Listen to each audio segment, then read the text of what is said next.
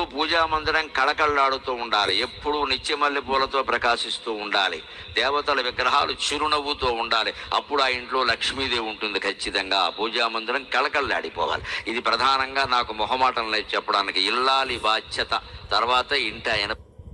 ఎప్పుడు పూజా మందిరం కళకళలాడుతూ ఉండాలి, ఎప్పుడు నిత్యమల్లి పూలతో ప్రకాశిస్తూ ఉండాలి, దేవతల విగ్రహాలు చిరునవ్వుతో ఉండాలి. అప్పుడు ఆ ఇంట్లో లక్ష్మీదేవి ఉంటుంది. ఖచ్చితంగా ఆ పూజా మందిరం కళకళలాడిపోవాలి. ఇది ప్రధానంగా నాకు మొహమాటం లేదు చెప్పడానికి. ఇల్లాలి బాధ్యత, తర్వాత ఇంటి ఆయన.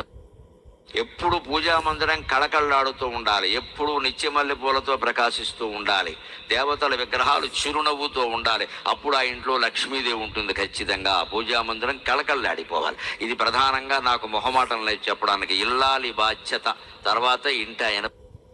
ఎప్పుడు పూజా మందిరం కళకళలాడుతూ ఉండాలి, ఎప్పుడు నిత్యమల్లి పూలతో ప్రకాశిస్తూ ఉండాలి, దేవతల విగ్రహాలు చిరునవ్వుతో ఉండాలి. అప్పుడు ఆ ఇంట్లో లక్ష్మీదేవి ఉంటుంది. ఖచ్చితంగా ఆ పూజా మందిరం కళకళలాడిపోవాలి. ఇది ప్రధానంగా నాకు మొహమాటం లేదు చెప్పడానికి. ఇల్లాలి బాధ్యత, తర్వాత ఇంటి ఆయన.